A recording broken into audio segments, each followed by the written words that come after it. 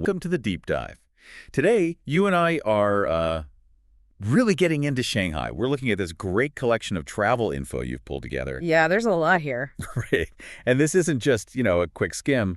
We're digging for those essential insights to make you feel really informed, kind of ready to explore this amazing city. Absolutely. I mean, your research covers so much ground, practical stuff like transport, money, but also the history, the culture, even some environmental points that are quite interesting. Exactly. It's a real mix. It is a very comprehensive look. So our mission basically is to synthesize all this, connect the dots, and, well, pull out the most important and intriguing bits. We want you to feel prepared, excited, not overwhelmed. Sounds good. Where should we start? Okay, let's dive right into getting around. Because, well, Shanghai's huge, right? That's got to be key. Looks like there are quite a few options. Oh, definitely. And what really jumps out is how big and integrated the public transport system is. The metro, for instance, you've got loads of notes on that. Yeah, seems essential. It is. It's a massive network. And knowing the operating hours, that's going to be crucial for planning. Tickets are flexible to single journeys, or those passes you mentioned. Right, the 18 RMB day pass Yeah. and the 45 RMB 3-day pass.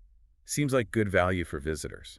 Yeah, but the real star, I think, is that Shanghai Public Transportation Card, the SPTC. Ah, yes, the SPTC. It's not just for the subway, is it? It's reloadable, works on buses, ferries, taxis. Even parking and the maglev train out to the airport. Yeah. Wow, and you get discounts for transfers within 90 minutes? That sounds incredibly efficient. It really is. Very streamlined. And you can just pick them up and top them off at metro stations. Ah. And some convenience stores, too. Exactly. That whole integrated approach, one card for so many things, it really makes getting around simpler. It's quite forward-thinking. Definitely a plus. Just a quick heads up, though, security checks are standard in the metro, so, allow a little extra time. Okay, good tip. And you noted something about arrows. Green for exits, red circles for blocked access. Uh-huh. Yeah, small detail, but super helpful when you're navigating those busy stations. Saves confusion. For sure. That's the kind of practical detail that really helps. Okay, what about buses? Inexpensive, generally reliable, but traffic dependent, I guess. Yeah, traffic can be a factor, definitely. But they're cheap, and it's interesting your note about some still having conductors collecting fares. A bit old school. Kind of charming, isn't it? Yeah. But yeah, while the metro is amazing, the bus network is still vital. It reaches places the metro might not. Good point. Caters to everyone. Mm-hmm. And then there's the maglev, the magnetic levitation train to Pudong Airport, hitting 431 kilometers per hour. Seriously. Seriously, it's incredibly fast. A real showcase of Shanghai's high-tech side. Great for that airport run. I bet. Almost worth riding just for the experience. Well, yeah, and it's interesting you also picked up on the radial rail, the trams and trolley buses. Oh, right, those two. They're a real link to Shanghai's past, early 20th century. And some routes are still running, a different way to see things, maybe a bit slower. Nice. Okay, taxis. Mostly Volkswagens, it seems. The big takeaway here, and you flagged this, is the limited English. Absolutely crucial. Have your destination written down in Chinese. Seriously. Got it. And that hotline number, 96965, sounds useful to have. Also, different colored taxis. Does that mean anything specific?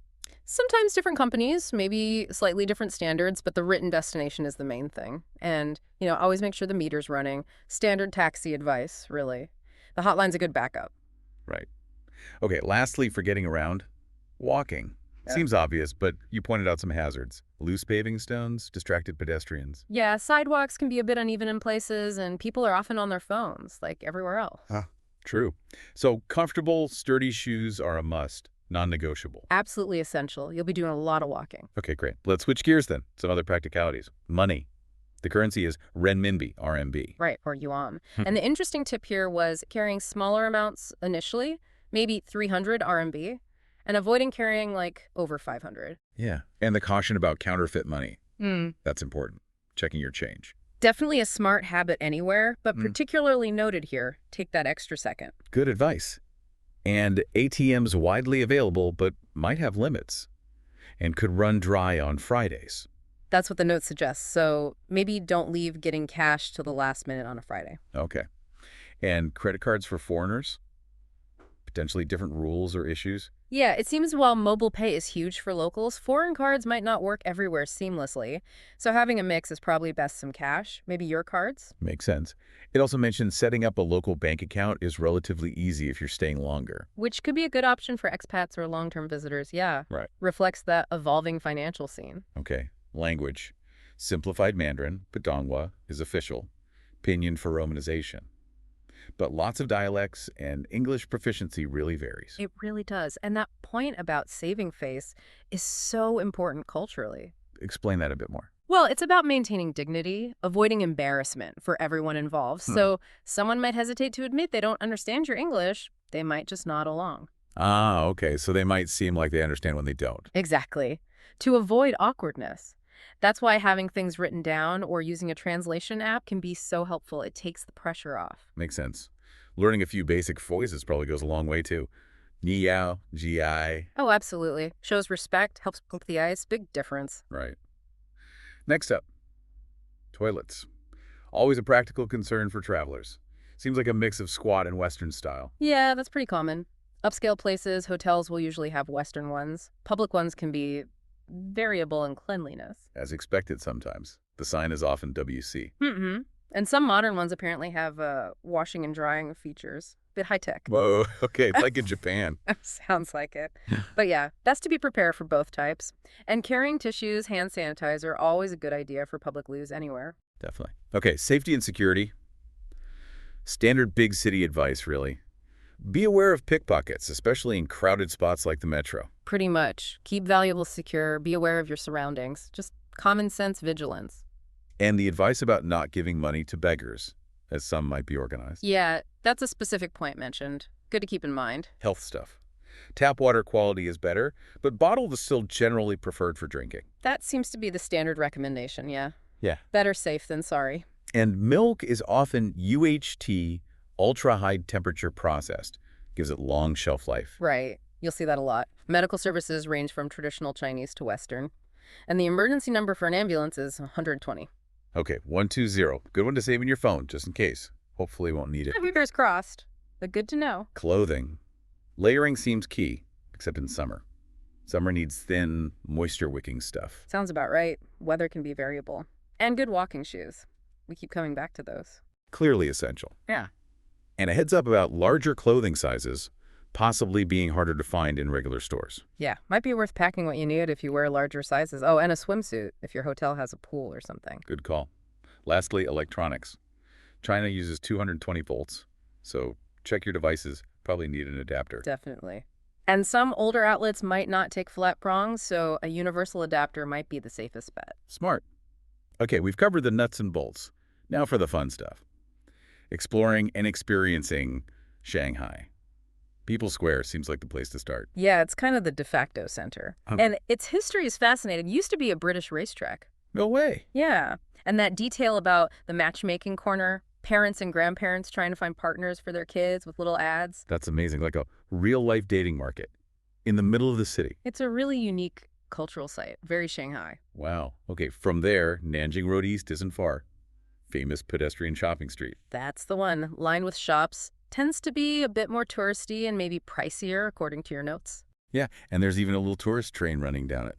Sounds interesting. Huh, yeah, it's quite lively.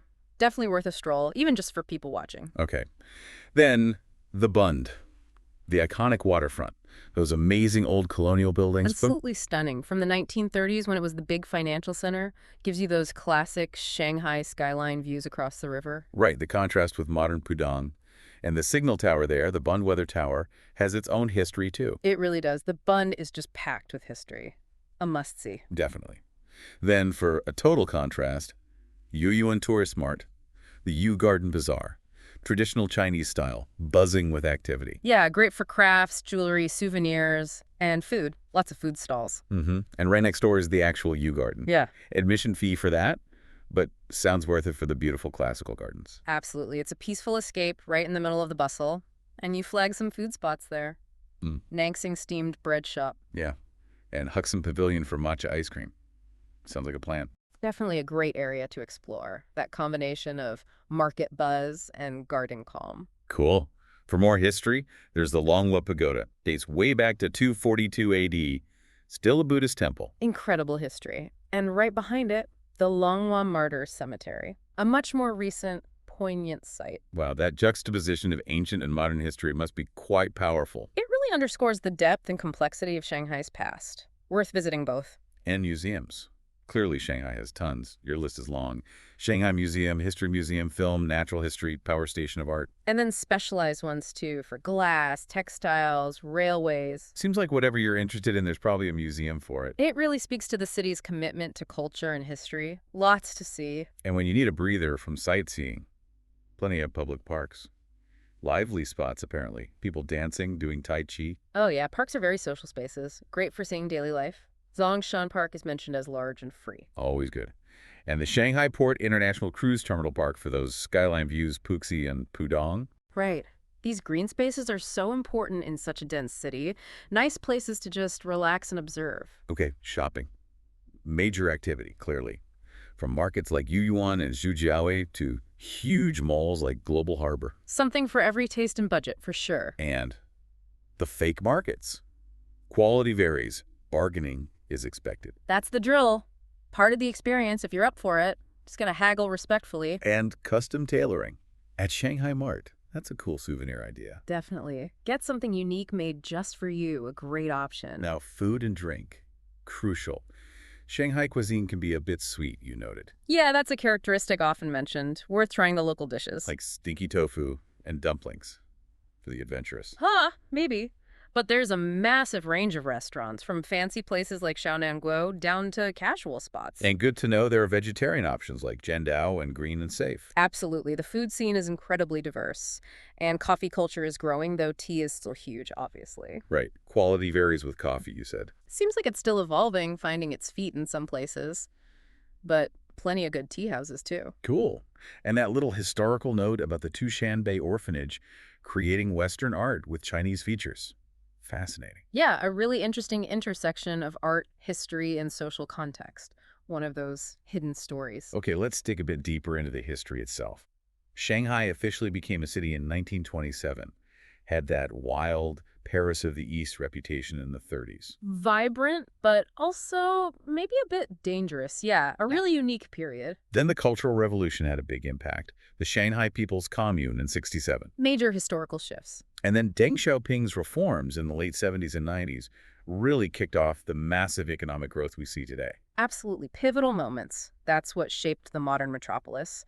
And the current focus is on improving environment, transport, green spaces. Right, the next phase. And it's cool that old sites like the Jardine Cotton Mill still exist, glimpses of the past. Understanding that whole journey is key to appreciating Shanghai now. Yeah. It's constantly changing. Definitely. Accommodation sounds like a real mix, too.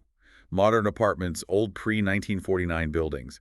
Prices vary a lot by location. Naturally. And negotiating terms carefully is good advice for renters. Hotels like Indigo on the Bund offer those great views. And service departments like Ascot Somerset are an option, too, for longer stays. Yeah, lots of choices depending on your needs and budget.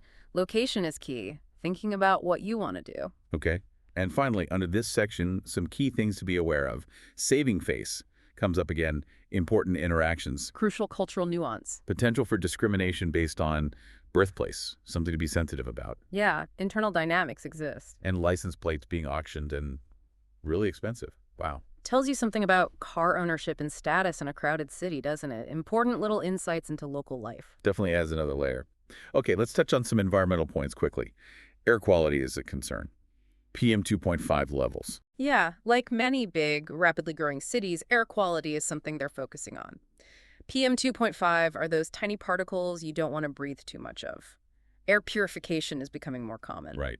Water quality has improved, sourced from the Huangpu River and treated, but bottles is still the general advice. That seems to be the consensus, yes. Groundwater isn't typically used for drinking. It shows progress, but also caution. And the Huangpu River itself divides Puxi and Pudong. Super important historically and for transport. It's central to the city's identity and geography. Also noted, Shanghai is susceptible to typhoons.